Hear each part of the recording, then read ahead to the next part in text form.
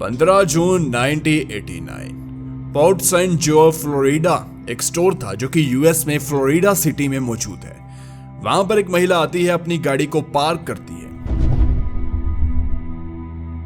और जब वे अपनी गाड़ी से उतरकर स्टोर के अंदर जाने लगती है तब उसका पैर एक फोटो के ऊपर पड़ जाता है। जब वो नीचे झुककर फोटो को उठाती है और फोटो को पलट कर देखती है तो उसके पैरों तले जमीन खिसक जाती है, क्योंकि फोटो दिखने में कुछ ऐसी थी। इस फोटो को देखकर हम समझ सकते हैं कि इसमें इस लड़की को और साथ में छोटे बच्चे को बंदी बनाया गया है। किसी किडनैपर ने इस फोटो को खींचा गया है और ये दोनों किसी ऐसी जगह पर बंद हैं जहां पर लोहे का दरवाजा है। शायद ये कोई वैन, कोई ट्रक हो सकता है। यह फोटो देखने के बाद वो महिला फटाफट से स्टोर के अंदर जाती है और वहां से पुलिस को फोन करती है। इस खबर मिलते ही पुलिस वहां पर पहुंच जाती है और फोटो को देखने के बाद महिला से कुछ सवाल करती है। तो वो औरत बताती है कि मैंने यहां पर एक टोयोटा कंपनी है, उसके एक बड़े से ट्रक को देखा जिसमें कोई भी विंडो नहीं थी और बाद में चेक करने पर पता चला वो एक वैन की बात कर रही है। उसने कहा कि उस वैन में एक व्यक्ति बैठा था जिसकी बड़ी बड़ी मूछें थी और वो दिखने में बहुत अजीब लग रहा था। और जब पुलिस पार्किंग में उस बंदे को देखने जाती है, उसकी वैन को ढूंढने जाती है तो वहां पर कोई भी नहीं होता, मतलब कि वो दोनों यहां से जा चुके थे। अब देखिए, ये फोटो थोड़ी सी खतरनाक थी दिखने में, इस वजह से पुलिस कोशिश करती है कि ये लड़की कौन है, लड़का कौन है, इसका पता लगाया जाए। उस समय वहां पर एक शो चला करता था जो कि ऐसी ही स्कैरी चीजें, डरावनी चीजें और कुछ क्राइम के ऊपर बेस्ड था। वहां पर इस फोटो को दिखाया जाता है। कुछ व्यक्ति जो कि उस शो में बैठे हैं इस फोटो के बारे में बात कर रहे थे। इस शो को एक व्यक्ति भी देखता है जिसका नाम डेविड मेलकर होता है और इस फोटो को देखने के बाद डेविड सीधा पैटी कैलिको को फोन करता है। जब ये पैटी नाम की एक औरत इस फोटो को देखती है तो वो रोने लगती है और कहती है कि तारा यही है। अब यहाँ पर ये तारा कौन है और पैटी कौन है, ये आपको कुछ ही पलों में पता चल जाएगा। इस फोटो को देखने के बाद पैटी ने कहा कि हाँ, ये मेरी बेटी है, लेकिन उसने उसे पहचाना कैसे? दरअसल उसके पास जो लड़की थी तस्वीर में एक बुक पड़ी है और ये बुक तारा की फेवरेट बुक है, माई स्वीट एड्रीना। इससे पैटी ने पहचाना कि ये तारा है, लेकिन तारा की पहचान तो चलो हो गई, लेकिन इस तस्वीर में जो बच्चा है जिसके चेहरे पर एक दर्दनाक डर है, ये कौन है? ये भी जानते हैं, लेकिन उससे पहले हम जान लेते हैं कि तारा कौन है और क्यों 34 साल से पुलिस कुछ भी नहीं जान पाई इस केस के बारे में। तारा एक 19 साल की जो लड़की घूमा करती थी, दोस्त बनाया करती थी और शहर में अपने भाई बहन दोस्तों के साथ खूब घूमा करती थी। इस वजह से आसपास के जो इलाके थे वहां पर तारा के काफी सारे दोस्त रहा करते थे, मतलब कि उसकी बहुत पहचान थी। और जिस पैटी कैलिको की हम बात करते हैं वो तारा की मॉम थी, जिसने दूसरी शादी की थी डेविड कैलिको से, जो कि फादर था तारा का। हालांकि वो स्टेप फादर था, लेकिन फिर भी वो तारा से बहुत प्यार करता था। अब यहाँ पर तारा को बाइसाइकिल चलाने का एक शौक पैदा हो गया था, वो इस चीज से प्यार करने लगी थी और वो अक्सर हमेशा अपनी मॉम को पीछे बिठाकर बाइसाइकिल चलाया करती थी। एक दिन तारा और उसकी माँ दोनों साइकिल से कहीं पर जा रहे थे, लेकिन तभी तारा की मॉम पैटी ने यह महसूस किया कि कोई उसका पीछा कर रहा है। पैटी काफी ज्यादा डर जाती है और जब वो तारा को कहती है कि हमारा कोई पीछा कर रहा है, तारा कहती है कि नहीं, ऐसा कुछ नहीं हो सकता। आपको बता दें कि उस समय न्यू मैक्सिको में काफी ज्यादा क्राइम भी था। तो जब तारा की मॉम और तारा उस दिन घर आते हैं तो तारा की मॉम पैटी तारा को कहती है कि तुम अपनी प्रोटेक्शन के लिए अपने पास कुछ स्प्रे वगैरह और कुछ चाकू छोटा सा या कुछ भी जरूर रखा करो, क्योंकि यहाँ पर पता नहीं कब क्या हो जाए। तारा ऐसे ही बातों को टालती रहती है। यहाँ पर तारा की मॉम का डर यह भी था कि जिस जगह वो रहते थे वहां पर काफी क्राइम तो था ही, लेकिन साथ में इनके जो मेन हाईवे भी थे वो भी काफी सुनसान रास्ते में थे, आसपास सभी जगह सुनसान। तो इस वजह से तारा की मॉम पैटी थोड़ी सी डर रही थी। ऐसे ही आम दिनों की तरह दिन आता है 20 सितंबर 1988, जो कि आम नहीं होने वाला था। दिन के करीब 9 बजते हैं। तारा उठ जाती है। माँ पैटी पूछती है कि आज कहाँ जा रही हो। तारा कहती है कि मैं करीब 9:30 बजे घर से निकलूंगी और अपने बॉयफ्रेंड के साथ मैंने टेनिस खेलने का प्लान बनाया हुआ है। तारा की मॉम भी कहती है कि हाँ तुम चली जाओ, और वो तारा को कहती है कि तुम घर वापस कब आओगी। तारा अक्सर जब भी हमेशा घर से बाहर जाया करती थी तो वो अपनी माँ को वापस आने का समय तो जरूर बताती थी, क्योंकि उसे लग रहा था कि अगर वो माँ को ये बात बताकर जाएगी कि वो कब वापस आ रही है, और अगर वो उस टाइम तक वापस ना आए और थोड़ी सी देरी और ज्यादा हो गई तो तारा की मॉम पुलिस को कहकर या कुछ कर उसे ढूंढ लेगी। मतलब कि अपनी वो प्रोटेक्शन के लिए ये बात बताकर जाया करती थी।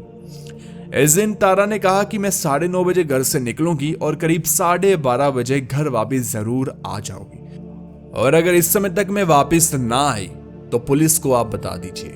तो इस तरह से तारा निकल जाती है अपने साथ एक वॉकमैन, जो कि उस समय गाने सुनने के लिए, म्यूजिक के लिए यूज में लिया जाता था। साथ में उसमें लगने वाला हेडफोन तारा के पास था और एक सीडी की कैसेट जिसमें वो गाने सुना करती थी। तारा घर से निकल जाती है और उसकी मॉम पीछे घर का काम करती रहती है। ऐसे ही करते करते 12 बज जाते हैं। तारा की मॉम उसके लिए कुछ बनाने लगती है कि अभी आधे घंटे में तारा आ जाएगी। 1 घंटा हो गया, तारा की मॉम को पता ही नहीं चला कि 1 बज गया है। तो वो फटाफट से बाहर जाती है तो देखती है बेटी अभी तक नहीं आई। वो थोड़ा सा अपने इलाके में घूमती है कि कहां पर है तारा, लेकिन उसे तारा कहीं पर भी दिखाई नहीं देती। ऐसे ही करते करते आधा घंटा और बीत जाता है। 1:30 बज जाते हैं। तारा की मॉम को अब बहुत ज्यादा फिक्र हो रही थी, तो वो किसी की मदद लेकर तारा को ढूंढने के लिए जाती है। अब आपको बता दें कि तारा हमेशा एक रूट फॉलो किया करती थी कि मैं यहाँ से यहाँ जाऊंगी, यहाँ से यहाँ जाऊंगी, अगर मुझे कुछ हो भी गया तो मैं इसी रूट पर आपको मिल जाऊंगी। इसके पीछे ये वजह थी। अब यहाँ पर तारा की मॉम को तारा को ढूंढते हुए 2 बज जाते हैं। खैर आस पड़ोस के जितने भी लोग थे उनसे भी तारा की माँ पूछ लेती है, लेकिन तारा का कुछ अता पता नहीं था। ऐसे ही सभी दोस्तों से बात करने के बाद तारा की माँ को 5 बज जाते हैं और 5:15 बजे वो जाकर पुलिस को कंप्लेंट लिखाती है कि मेरी बेटी घर वापस नहीं आई। खबर मिलते ही वहां पर लोकल पुलिस एक्शन में आती है। तारा को ढूंढने का काम शुरू हो जाता है। 2 टीमों को भेजा जाता है उसी रूट पर। यहाँ पर अंधेरा होना शुरू हो गया था। पुलिस अपना काम कर रही थी, तभी हाईवे के ऊपर उन्हें तारा का वॉकमैन मिलता है, लेकिन तारा की बाइसाइकिल नहीं मिलती। तारा नहीं मिलती। यहाँ पर जब वो ध्यान से देखते हैं तो वहीं आसपास कुछ टायर के निशान होते हैं, जो कि उसकी माँ के द्वारा कहा गया कि ये तारा की साइकिल के ही हैं, क्योंकि वो उसी प्रकार के साइकिल को लेकर गई थी और जिस तरह के वो निशान थे। निशान को देखकर पुलिस समझ जाती है कि यहाँ पर कुछ गड़बड़ हुई है। किसी ने तारा को खींचा है, मतलब कि तारा किडनैप हो चुकी है। किसी ने जबरदस्ती उसे ले जाने की कोशिश की है। खैर यहाँ पर पुलिस की इन्वेस्टिगेशन 1 दिन चलती है, 2 दिन चलती है, 4 दिन चलती है, 8 दिन चलती है, लेकिन यहाँ पर उन्हें कुछ भी हासिल नहीं होता। यहाँ पर करीब 7 दिन के बाद पुलिस उस रूट पर पूरी मशक्कत कर लेती है, हर किसी से बात करने की कोशिश करती है, तो उन्हें 6 से 7 लोग जो विटनेस मिलते हैं, जिन लोगों ने अपनी आंखों से लाइव तारा को देखा था उस दिन। यहाँ पर हर लोग अपनी कहानी बता रहे थे। इसमें से एक व्यक्ति आता है, वो कहता है कि मैंने तारा को उस दिन 11:45 पर देखा था और उसके पीछे एक वाइट ट्रक उसका पीछा करता जा रहा था, जो कि काफी छोटा था, मतलब कि एक वैन टाइप थी जो कि तारा का पीछा कर रही थी काफी समय से। उसने बोला कि मैं हाईवे पर खड़ा था और दूर से मैंने देखा वो ट्रक तारा से आगे भी जा सकता था, लेकिन वो उसके पीछे ही चल रहा था।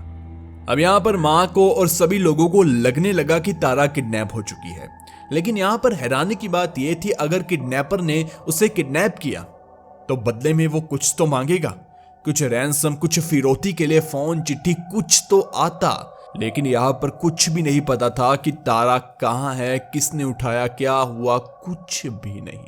आस पड़ोस के लोगों ने हाईवे को साफ करने की, हाईवे के जो आसपास सुनसान जगह थी उस पर तारा को ढूंढने की कोशिश की, लेकिन उन्हें भी कुछ नहीं पता चला। खैर ये तो पूरी बात हम कर रहे हैं तारा की, लेकिन उस तस्वीर में जो कि फ्लोरिडा यूएस में मिली थी, उसमें एक और छोटा बच्चा भी था। वो कौन था?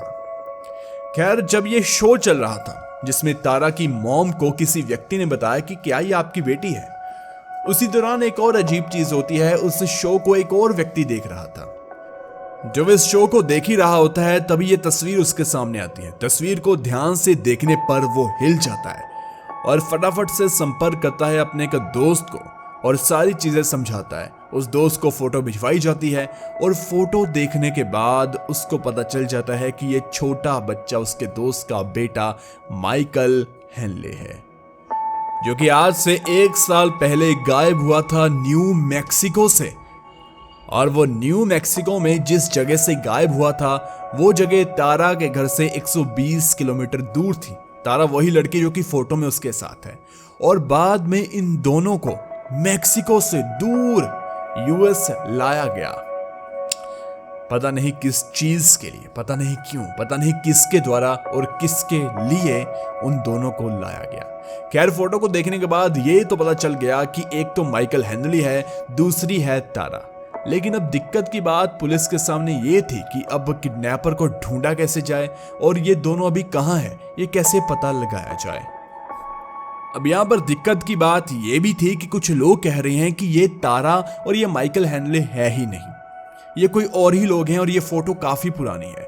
और इस फोटो की जांच के लिए फोटो को इंग्लैंड की एक लैब में भेजा गया, जहां पर इसकी चेकिंग हुई, जो कि काफी मशहूर है, स्कॉटलैंड यार्ड कहा जाता है उसे। और वहां पर उस फोटो की जांच के बाद पता चला कि फोटो में कोई भी छेड़छाड़ नहीं हुई। अब इंटरनेशनल मुद्दा बन चुका था, तो यहाँ पर FBI, जो कि अमेरिका की एक खुफिया एजेंसी है, उससे भी आना पड़ता है। FBI इस केस को मैनेज कर रही थी। बाद में चेकिंग के दौरान ये पता चलता है कि जिस फिल्म से इस फोटो को निकाला गया है वो फिल्म ही, वो चीज ही 1988 में बनी है। तो ये फोटो पुरानी कैसी हो सकती है? तो इस वजह से यह माना गया कि इसमें तारा ही है और माइकल हेनले है। मतलब कि इतना तो श्योर है कि यह फोटो अभी इसी साल के दौरान ही खींची गई है। यहाँ पर FBI को, पुलिस को, दोनों देशों की अथॉरिटी को, जो कि इस केस पर काम कर रहे थे, कुछ भी नहीं मिलता, कुछ भी नहीं, एक चीज भी उन्हें नहीं मिलती।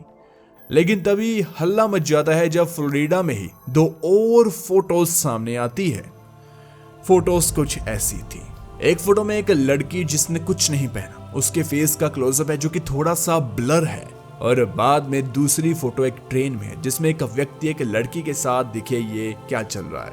पहले वाली फोटो को देखने के बाद तारा की माँ फिर से कहती है कि ये मेरी बेटी है, उसके फेस का ही ये क्लोजअप है। लेकिन ये फोटो उनके दिल को चीर रही थी। बहुत दर्दनाक फोटोज थी ये दोनों, किसी माँ के लिए जिसने अपनी बच्ची को खोया, जो कि 19 साल की थी, 20 साल की थी।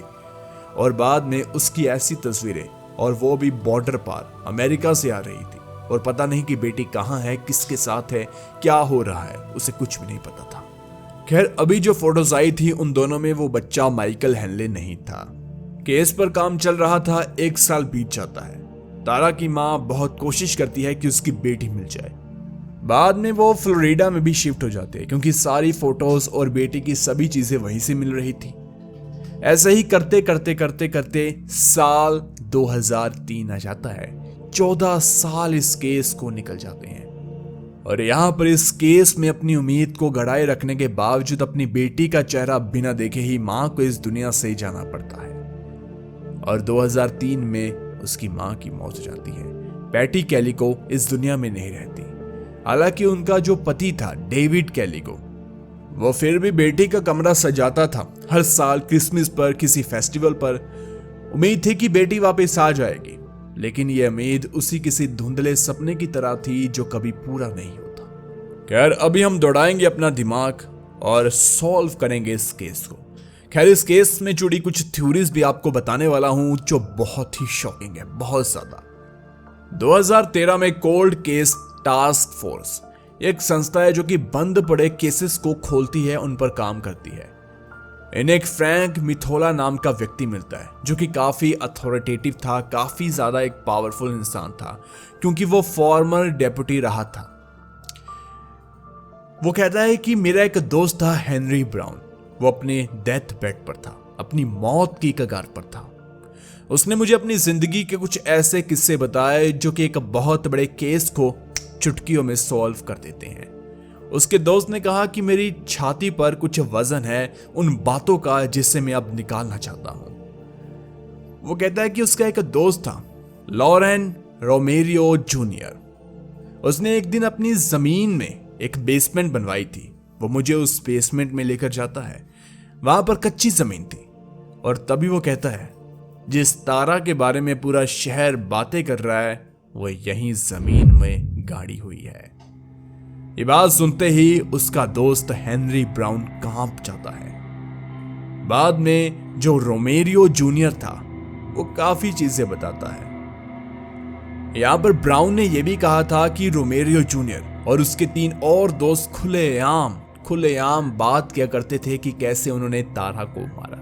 अब यहां पर पुलिस इसे क्यों पकड़ नहीं रही थी, और अगर बात पुलिस तक जाती भी तो पुलिस इसे क्यों पकड़ नहीं सकती थी। कौन था ये रोमेरियो जूनियर, ये भी जरा आपको बताते हैं। इसके आगे आपको बताते हैं कि अब सीन क्या हुआ था। ये सभी लोग तारा को जानते थे।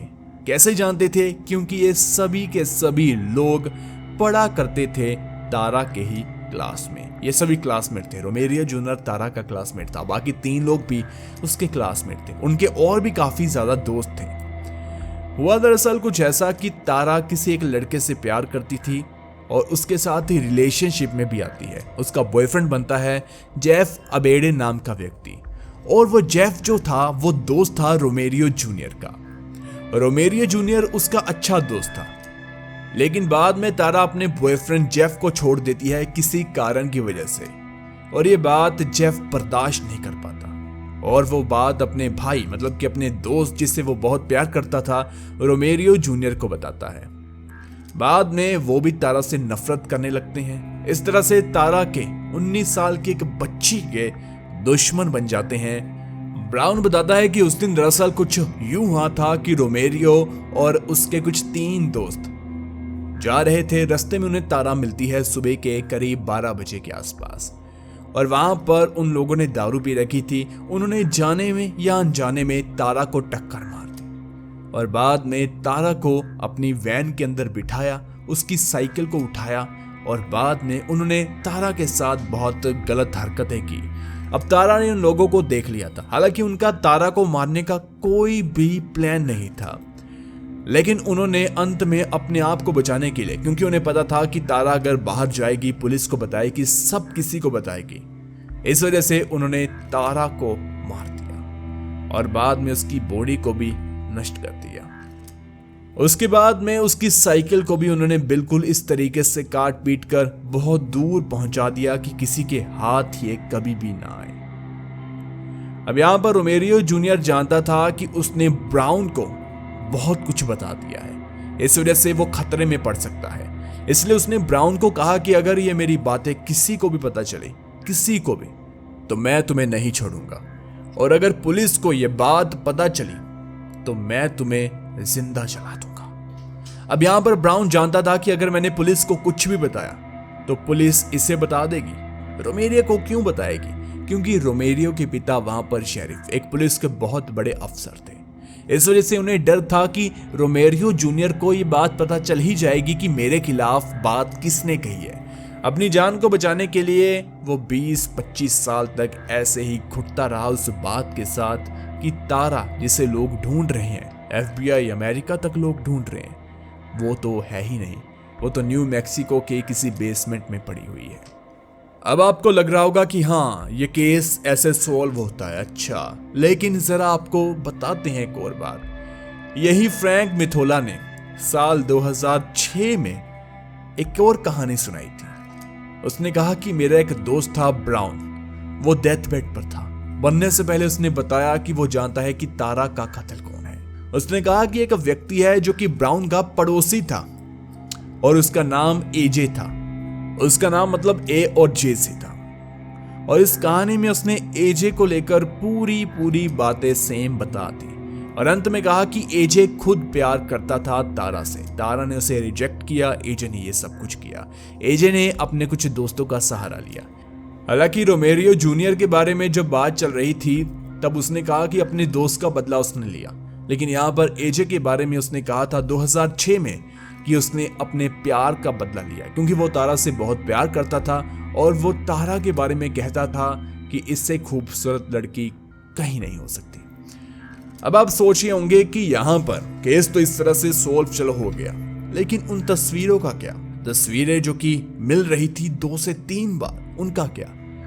तो इसके पीछे की वजह यह है कि हो सकता है वो तस्वीरें तारा की थी ही नहीं, वो तस्वीरें किसी और की ही थी। वो एक अलग ही मिस्ट्री है कि ये तस्वीरें किसकी है, कौन जानबूझकर ये तस्वीरें छोड़ रहा है, क्योंकि कोई व्यक्ति ऐसे किसी की तस्वीरें खींच नहीं सकता, वो भी ऐसे व्यक्ति की जिससे किडनैप किया गया हो। मतलब कि किडनैपर ने खुद ही तस्वीरों को लीक किया। क्यों किया, कैसे किया, किसके लिए किया, कुछ भी नहीं। अगर तारा की ये बात सच है कि उसे किसी अपने ने ही मारा है, तो हाँ, ये तस्वीरें एक अलग रहस्य है। लेकिन फिर भी कहे, आज तक इस केस को कोई सुलझा नहीं पाया और हमें लगता है कि शायद आगे भी ये केस नहीं सुलझेगा। समय समय पर FBI ने ये तारा की फोटो को बनाया जो आप देख रहे हैं। ये तारा की आज की उम्र की फोटो है, मतलब कि आज तारा कैसी दिख रही होगी। हालांकि अगर थोड़ा सा हेयर स्टाइल चेंज कर दें और थोड़ी सी डाइट को कई सालों तक चेंज कर दें तो इंसान का चेहरा ही बदल जाता है। इस तरह से किसी का भविष्य का चित्र बनाना काफी मुश्किल है। खैर, उम्मीद करते हैं कि पुलिस इसमें सफलता प्राप्त करे। लेकिन आगे बढ़ने से पहले हमने एक ऐसे ही केस पर बात की है जिसमें 5 बच्चे अचानक से एक आग के अंधेरे में गायब हो गए घर से हमेशा हमेशा के लिए, जिनके बारे में कुछ नहीं पता चला कि वो रात के अंधेरे में घर में आग लगी धुएं के बाद कहां गायब हो गए। उस वीडियो को देखने के लिए आप यहां पर क्लिक कीजिए जो सामने वीडियो आ रही है राइट साइड पर।